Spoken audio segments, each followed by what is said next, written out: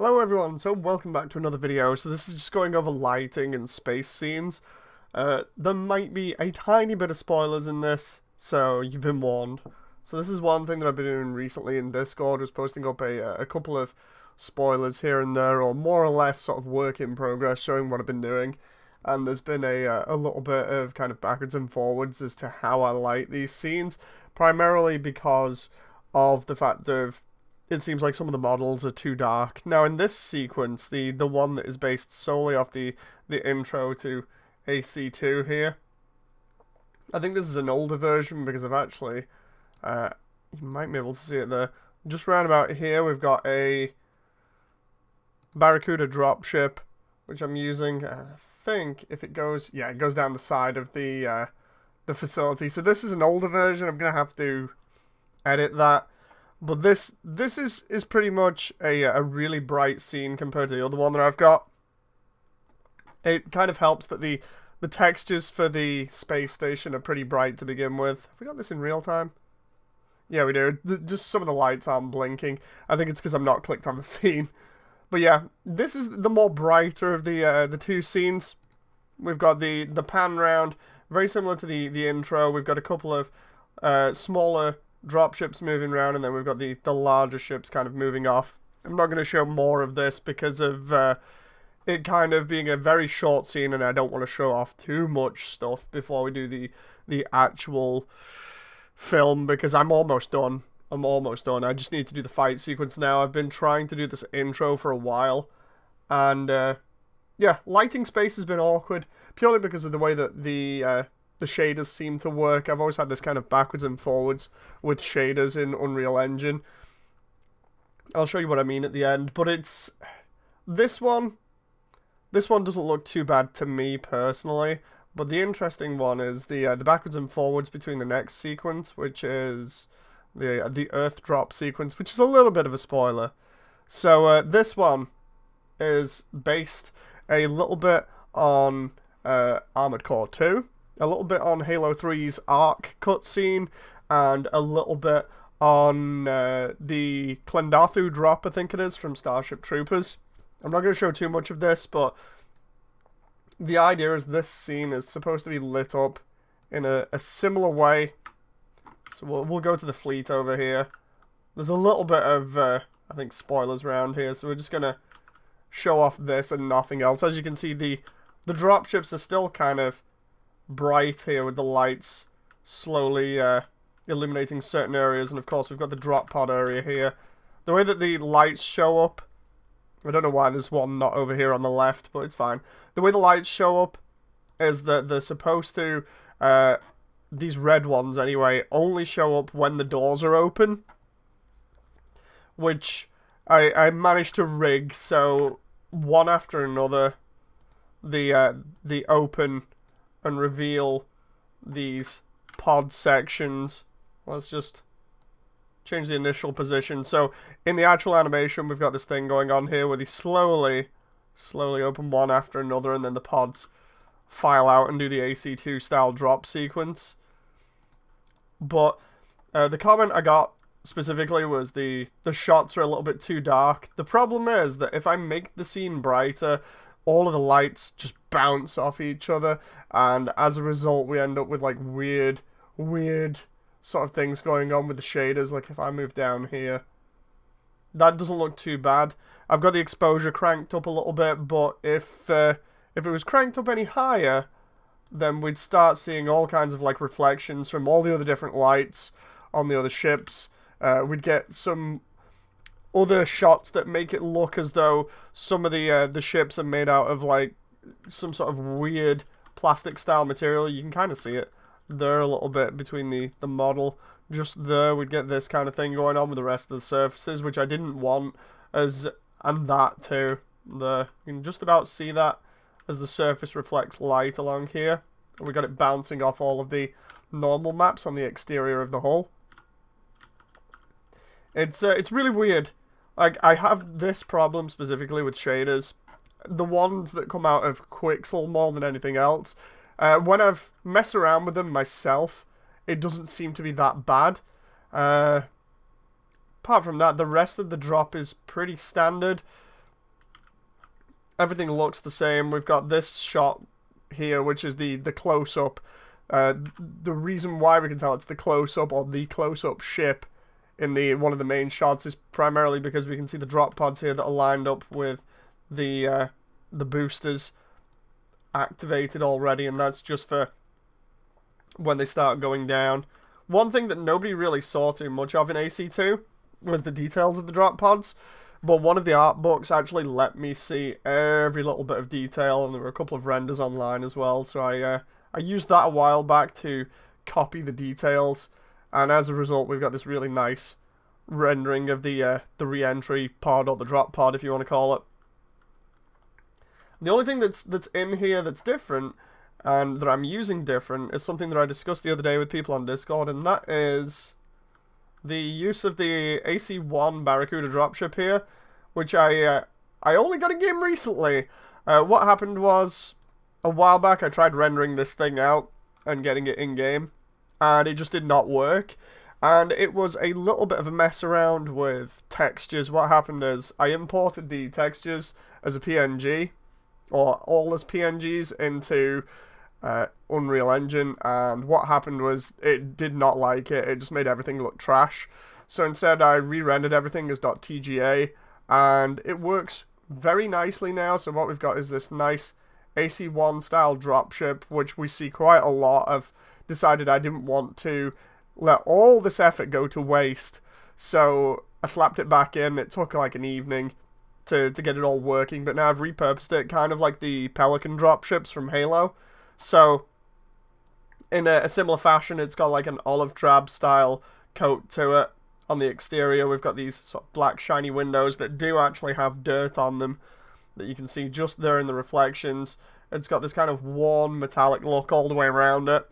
And then we've got a couple of lights on the front, which I thought would be pretty cool, similar to the Pelican. We've got ones underneath, just to highlight it a little bit more. Then we've got the warning, or the lights either side, similar to how everything else has on this scene, to figure out what side is which, like left or right on the actual dropship. So we've got red on the left side and green on the other. And then we got this little light on the back as well, which I think was actually featured in-game. I'm not too sure. But then, of course, I decided I'd make it look slightly different. The AC1 dropship, because of the way that it is rendered out in the game, because it's like an ancient game now, it looks pretty crap. And you can kind of tell it's a mix of like greys and browns. And what I did was I took that and just applied splitter camo to it. And I thought this looked pretty cool because it kind of gives the impression of those different colours, but it's throughout the entire ship. It doesn't look too bad, to be honest. So that's what we'll do, is we'll go in here and we'll go into unlit and show you what it looks like just normally without any lighting on it. So what we've got is still this kind of greyish brown kind of like colour going throughout the entire thing. We've got some wear and tear, which is more visible up close. I could have made it a little bit larger on the textures, but it's not too bad. I do like the way this has all come out though, where all the white lines are. This is where all the edges are being picked up by the Quixel Battle Armor texture. All these individual bits here are actually done in 3D, because with this I thought, you know what, it's a movie, it doesn't really matter about the level of detail too much, so each individual piece of this is 3D modeled rather than using too many normal maps. There are some like smaller textures that actually do use normal maps, but the larger plates of the armor are actually individual bits of the model, just to make it look that much better and give you a really cool look on it in a close-up. The only thing I've really rigged in it is the two engines either side to be able to rotate. You can see them in a lot of detail here, including when we go down here, you can see the flap underneath. The thing is, in AC1, this thing was meant to be a VTOL, where it would ship your unit around all over the place in the underground. And what I decided to do was, because the Pelican fulfills kind of the same role in Halo, and as a low orbit dropship. I thought, well, I can kind of use that and kind of make sure that the asset itself does not go unused. So we've got them now as these kind of low orbit dropships that come out of the much larger dropships over there. And we get a good sense of scale in this scene as to how large they are compared to the much larger Zeo-style transports. Another way that this could have been animated, but I've not actually done it, because we don't actually get to see them doing too much in here apart from going down to the planet's surface, is I could have rigged the wings up here. We can see the way the wings work in AC1 is they kind of fold up when it's dropping stuff off. There's a joint in the top, and there's a joint right close to the transport section, or the main cargo area, that allows those to actually move. But I didn't rig those because I thought, you know what, it's not as if it's going to drop off anything in atmosphere. They're just moving around, so I imagine they'd be kind of kept like this and then just drop out. But then we've added these boosters that are either side, or booster effects that are either side of the thrusters underneath, and what we get is this really cool looking effect that makes them just look really neat and be able to fly around in the atmosphere. And of course we've got the inside, the cargo bay, which I actually did bother to model. Just because of this scene and how the thing is used in the actual scene, there's no real point in fleshing it out anymore, so it uses the same texture as the exterior model, because I actually did want to flesh that out a little bit more. And of course we've got a couple of normal maps across the top here. If I go to, I think it's detail lighting, we can see what actually is taking place here. We can see all the normals throughout the model, making it look super smooth, which looks really neat. And then if we actually go to the just lighting only, we can see what is actually 3D and what isn't. So we've got a lot of the model that is like physically 3D here in low poly. And then when we apply the detail lighting, you'll see it kind of sticks out a little bit more. A couple of things pop out, like some of the vents and stuff, and all the edges get really, really, really smooth, which I really enjoy always seeing that kind of thing.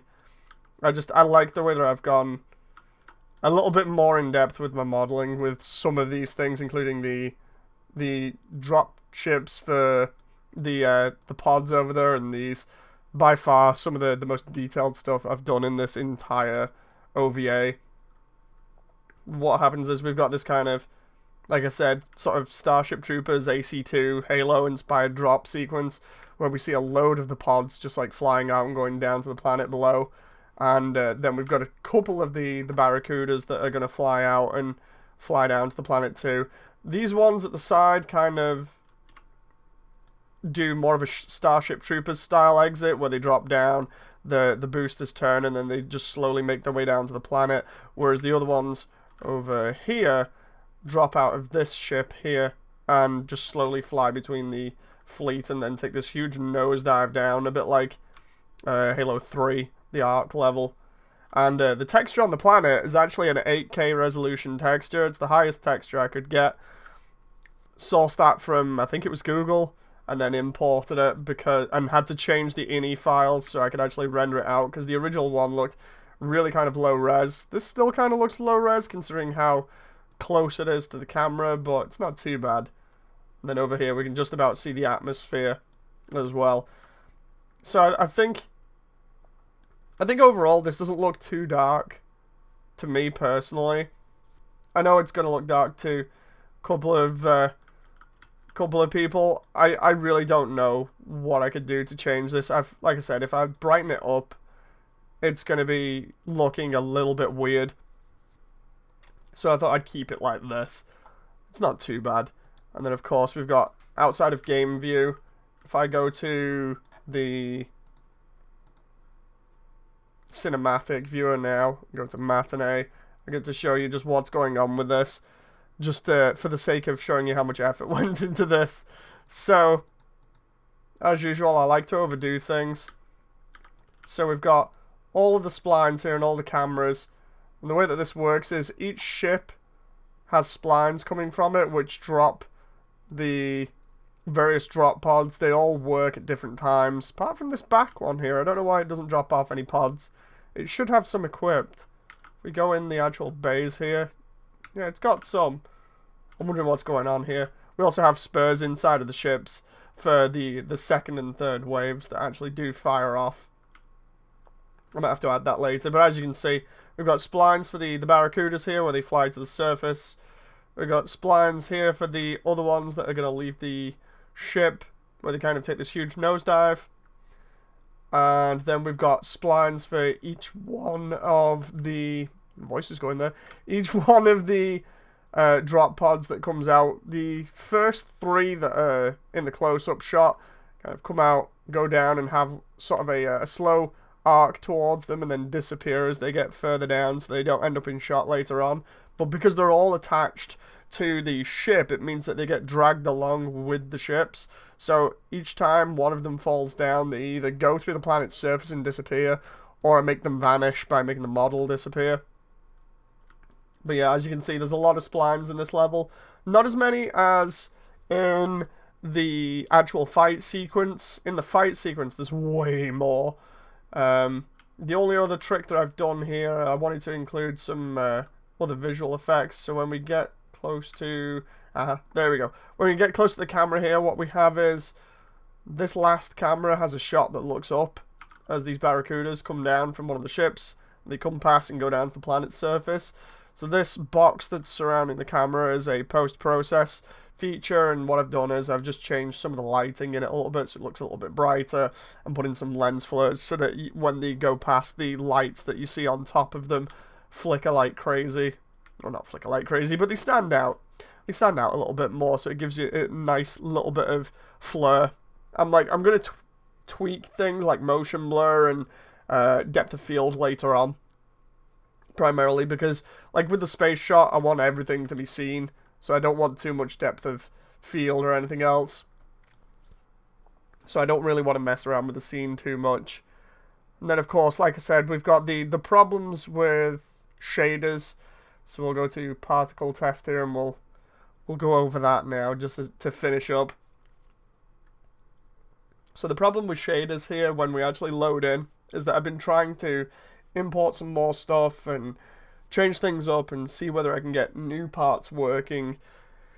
It's a lot more work involved for me, but if I can take assets that I've not used and kind of repurpose them or get them to work again, even if it's just for a small segment, it's a little bit more work, but I don't mind it, primarily just because I don't want to waste much stuff. So anything that I've done before, like any of the ACs or units like that I have spare, I'm kind of seeing whether I can use them now. Now, the one thing that I've been trying to do for a while is get ACs to look like the Limit Breaker AC that I've got here, because that one, I imported it. And I was really happy with this one. It's got like all these shiny details on it. Just wait for Unreal to load in some of these normal maps. For some strange reason, the Sour's not loading in yet. Still waiting on the normals. There we go. Okay, so Unreal has its usual thing of having trouble loading stuff. Obviously, this is a lot brighter now than it was the last time when I was testing out the drop pod feature here. I don't think I'm going to be doing atmospheric re-entry for the actual animation, but that was a neat little test there to see whether I could get that to work. That's just shown off in action there. I don't know whether I showed that off the last time. But yeah, I've been trying to get other suits here to look very similar to Limit Breaker. And it's weird because when I import stuff normally from like Quixel, we get something like this MT over here, which is currently unused, where the materials in it look kind of dull and don't look as good, don't look as metallic next to the dropship and the drop pod here. But they don't look as good. But then if I tweak them a little bit, they look a lot better. I say that, I'm probably going to mess this up now. The way that this works is by messing around with the material editor here. And I do use metallic textures here to be able to simulate the fact that it looks like metal, it reflects things. But the problem is that I've noticed on Limit Breaker's shaders, I don't know why these files are ancient now, but I don't know why the head materials don't have the same textures. They seem to have just this white texture here. So if I take that texture sample and I plug that in instead and then view the actual model, what we see is everything looks a little bit more metallic. If I apply that and then look at it in scene, what we see is the actual model here looks a lot darker, looks a lot more reflective. So I don't know what's going on. Like, this isn't fully how I would like this. It doesn't look amazing here. I'm sure if I was to take it into the other sequence, the one with that I'm actually doing with the fight sequence, it would probably look better. Let's just confirm that if possible. We'll just go out here. We'll go into the test level, which is that one, which has different lighting, and we'll see if this works. It's just weird. I don't understand why it looks so bad. Here's the test levels. Let's try and paste here. It doesn't look too bad. It could look better. This is one of those things that I'm probably not gonna use, but it definitely looks better than in the test level. It might just be the lighting. I'm not so sure about this because of the way the normals seem to have come out. I don't know whether I've edited this model and made it like super smooth or whatever. Let's see, because you can see a lot of reflections on the legs there. But when I go to lighting only, yeah, the model is pretty smooth there. So I think I might have messed around with that. I might have to have a look at redoing the textures again, because that makes a lot of difference as well. Some of the textures reflect things a lot more than others. Either way, this is just stuff that I've been working on and trying to, like I said, repurpose and make sure that I don't waste anything. It's going to be a lot more effort if I finally include absolutely everything that I want, but at the moment, I'm back on this final fight scene. This isn't the actual scene, it's just a test level for it, but I'm back on this fight scene, trying to finish it off and doing this really crazy fight. I've included some new things that I didn't think about before, such as boost hopping or bunny hopping, and some other little things to make it a little bit more like AC. But the problem is, in making it more like AC, I've got less sort of freedom to do different action scenes and make it look crazy. So I might try and mix it up at the end, because I've slowly tried to ramp the stakes up as the fight goes on. I don't want it to last longer than it needs to be, really. That's the thing that I'm going over in my head at the moment is, does this seem boring? Do I need to ramp things up at this point in the fight that I've got up to? Because the fight currently lasts, I think it's about 2 minutes, with the other couple of minutes for the intro. So I don't want to pad this out too much. The idea was that I want to try and hit about 5 minutes of animation at minimum, because of the fact if I did the first Limit release and it was padded very heavily, and there was a lot of jump cuts and everything else, and I thought, you know what, I want this to be better, but I want it to be shorter and just feel more satisfying rather than just padding it like crazy. A lot of the last one was padded by the intro and the ending credits, so hopefully this is going to be better. The problem is, like I've been talking about with everybody else, you're your own worst critic when you're doing stuff like this, and I find that I'm looking at certain bits and being like, you know what, I'm not happy with this, or you know what, this kind of looks crap. But then again, I've been staring at the same scenes for like 2-3 years, you know, so it's an awkward one. It really is an awkward one in terms of just fighting the urge to just be like, no, it's all crap, let's start again. Hopefully some of you guys are going to enjoy it when it's out properly. Until then, I'll keep doing these smaller updates just to go over behind the scenes things and not really showing off too much. Because the previous one I had the problem with was showing a lot of stuff off beforehand, and then none of it felt new or interesting, and nothing was really surprising, whereas I don't want to spoil much this time, so the behind the scenes stuff is really kind of like very minor things and little footnotes.